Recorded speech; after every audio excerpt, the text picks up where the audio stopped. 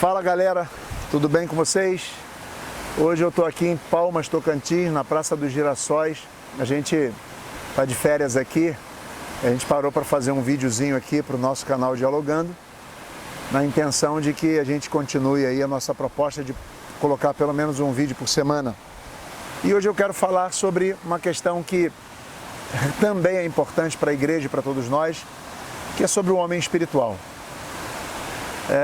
A dúvida que surgiu e que colocaram para a gente no canal é para a gente falar sobre a autoridade espiritual, mas eu preferi dividir isso em 3 vídeos.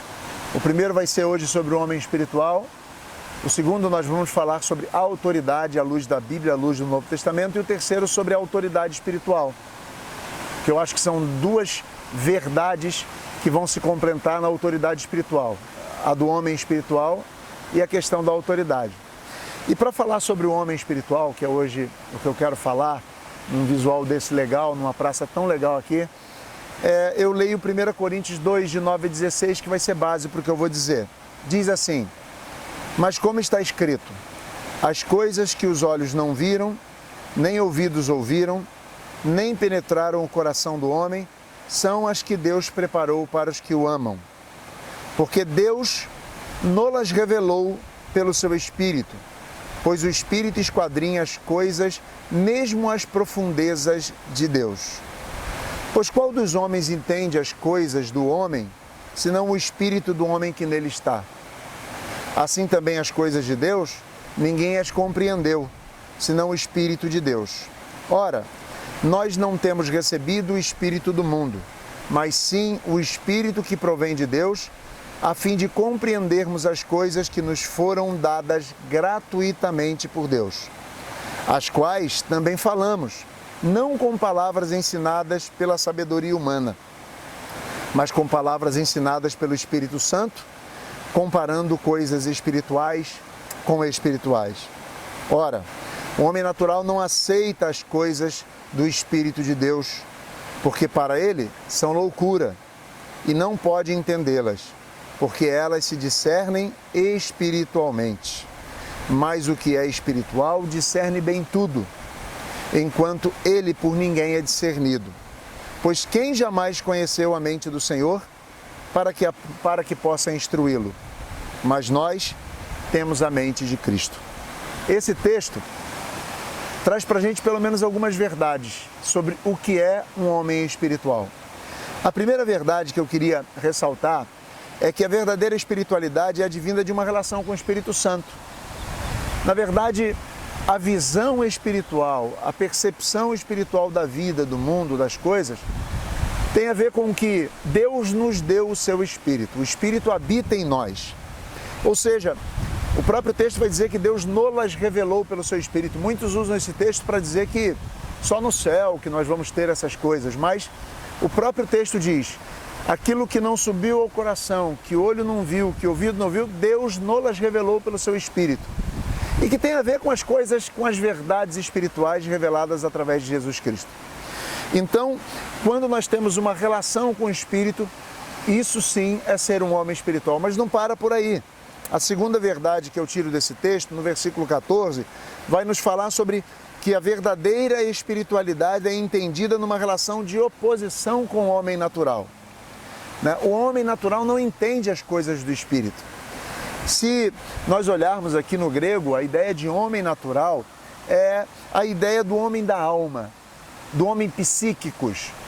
Esse homem da alma é um homem conduzido pelos seus sentimentos, pelas suas vontades, pelos seus desejos. O homem espiritual seria aquele que não é guiado pelos seus desejos, não é guiado pelas suas vontades, não é guiado pelos seus sentimentos. Ele sente o que sente o Espírito que habita em nós, que é o Espírito de Cristo, ou seja, o que Cristo sente.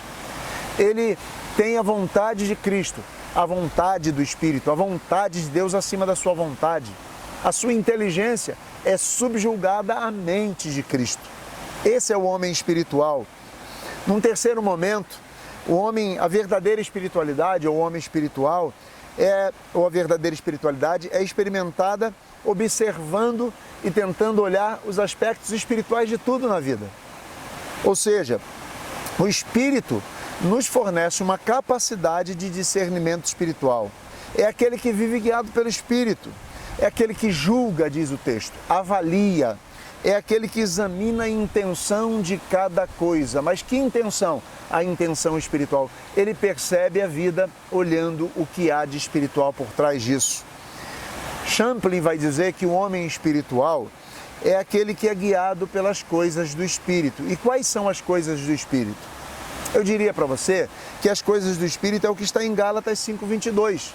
Diz lá, mas o fruto do Espírito é amor, gozo, paz, longanimidade, benignidade, bondade, mansidão e temperança.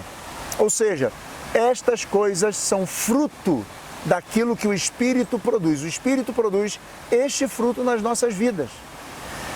Eu, na verdade, sou um homem espiritual quando eu observo, acima de tudo, nas minhas relações, o amor, a paz, a alegria, a longanimidade e essas coisas. O homem espiritual avalia o mundo sobre essa ótica, sob essa perspectiva. O mundo está subjugado à ótica espiritual.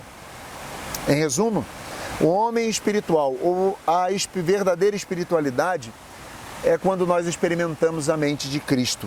Ou seja, os cristãos enfrentam, ou melhor, os cristãos eles têm a mente de Cristo quando eles deixam o Espírito Santo dominar, guiar seus corações, guiar suas mentes, guiar sua inteligência, guiar seus sentimentos. Deixo essa palavra para vocês, concluindo dizendo que precisamos ser espirituais sim, e ser espirituais tem a ver com viver uma relação de intimidade com o Espírito Santo. Ser espirituais tem a ver a se opor com a nossa vontade, se opor aos nossos sentimentos, se opor à nossa inteligência humana e carnal, se opor àquilo que queremos para buscar a vontade de Deus. Ser espiritual tem a ver em olhar a vida como um todo, em todos os seus aspectos, olhando os aspectos espirituais, onde o fruto do Espírito seja a nossa régua de medir todas as coisas. Ser espiritual, enfim, é ter a mente de Cristo. Ser espiritual não tem a ver com nós gritarmos, glorificarmos, falarmos em línguas, pularmos, cantarmos. Ser espiritual é olhar para esse texto onde Paulo está dizendo para a gente que precisamos, na verdade, negociar o nosso eu e que o nosso eu seja guiado, seja completamente trocado e numa espécie de negociação, trocado pela vontade de Deus, pelo que Deus sente, pelo que Deus quer. O homem espiritual é guiado pelo gozo, pela alegria, pela paz, pelo longo ânimo. O homem espiritual é aquele que olha para a vida e não vê somente os aspectos políticos, físicos, mas vê, acima de tudo, o que Deus vê. Que sejamos espirituais. Deixo aqui um abraço para todos e espero que Deus continue nos abençoando. E agora eu vou deixar vocês para curtir um pouco mais de Palmas, tá bom? Grande abraço e Deus abençoe a todos.